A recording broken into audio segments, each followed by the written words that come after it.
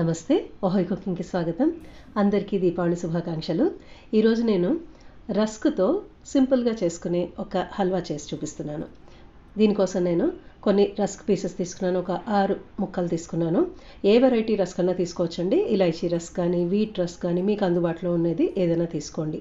ఇలా కొంచెం ముక్కలుగా చేసుకొని ఒక మిక్సీ జార్ తీసుకుని దాంట్లో ముక్కలన్నీ వేసేసుకొని గ్రైండ్ చేసుకోండి, పొడి చేసుకోండి. దీన్ని మనకి ఇసుకలాగా చూస్తూ ఉంటే రఫ్గా కూడా ఉంటుంది. రస్క్ చాలా డ్రైది కదా, కాస్త రఫ్గా ఉంటుంది పౌడర్. నేను ఈరోజు ఇది పంచదారతో చేసి చూపిస్తున్నాను.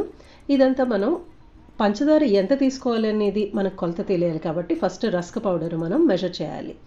ఇది 1/2 కప్ వచ్చింది. నేను ప్రాపర్ మెజరింగ్ కప్ తీసుకున్నాను. మీరు ఒక బౌల్ కానీ గ్లాస్ కానీ మీ ఇంట్లో ఏది అందుబాటులో ఉంటే అది తీసుకోండి. దీనికోసం 1/2 కప్పు పంచదార తీసుకుంటే సరిపోతుంది. ఇప్పుడు ఒక అడుగు మందం ఉన్న బాండ్లీ కానీ ఒక ప్యాన్ కానీ ఏమన్నా తీసుకుంటే దాంట్లో కొంచెం జీడిపప్పు ముక్కలు కానీ మీకు ఇష్టమైన ఏమైనా నట్స్ వేసుకొని కాస్త దూరగా వేయించుకోండి. తర్వాత కొన్ని ఎండు ద్రాక్ష వేసుకొని అవి ఉబ్బిన తర్వాత తీసి బయట పెట్టేసుకోండి. ఇలాగ కొద్దిగా నెయ్యి దాంట్లో ఇంకా మిగిలింది. ఈ నెయ్యిలోనే మనం రస్క్ పొడి చేసి పెట్టుకున్నాం కదా, అది వేసుకోవాలి. ఫ్లేమ్ లోలో పెట్టేసుకోండి, లేదంటే రస్క్ పొడి మాడిపోతుంది.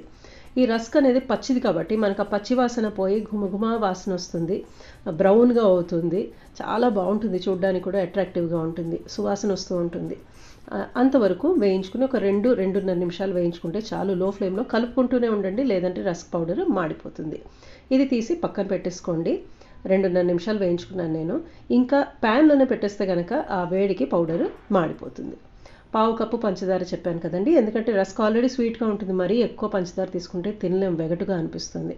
1/2 కప్పు పంచదార తీసుకుని 1/2 కప్పు నీళ్లు పోసుకొని ఈ పంచదారని మనం మొదట్లో కరిగించుకోవాలి.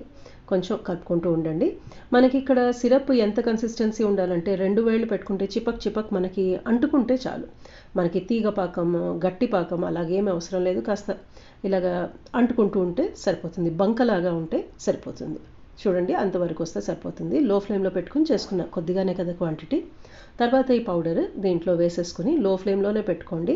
ఈ సిరప్ ఆ పౌడర్ బ్లెండ్ చేసుకోండి, అంతా కలిపేసుకోండి. హార్డ్లీ 2 నిమిషాలండి, చాలా తొందరగా అయిపోతుంది. అంతా కలుపుకొని ఒక ఉండలాగా వస్తుంది కదా, ఈ స్టేజ్లో 1 టేబుల్ స్పూన్ కానీ 1.5 టీ స్పూన్ కానీ మీకు ఎంత కావాలంటే అంత నెయ్యి వేసుకోండి. టేస్ట్ ఇంకా బాగుంటుంది, చూడడానికి కూడా బాగుంటుంది. వేయించుకున్న నట్స్ వేసుకుని ఒక 1/2 టీ స్పూన్ యాలక్కాయ పొడి వేసుకుని అంతా కలిపేసుకుంటే సింపుల్గా ఉండేది టేస్టీగా ఉండే రస్క్ హల్వా రెడీ అయిపోతుంది. ఇది వేడివేడిగా తిన్నా బాగుంటుంది. చల్లగా అయిన తర్వాత కావాలంటే ఐస్ క్రీమ్తో తినండి, ఇంకా బాగుంటుంది. ఈ క్లైమేట్లో మీరు తినగలరు అనుకుంటే ఐస్ క్రీమ్తో తినండి, బ్రహ్మాండంగా ఉంటుంది.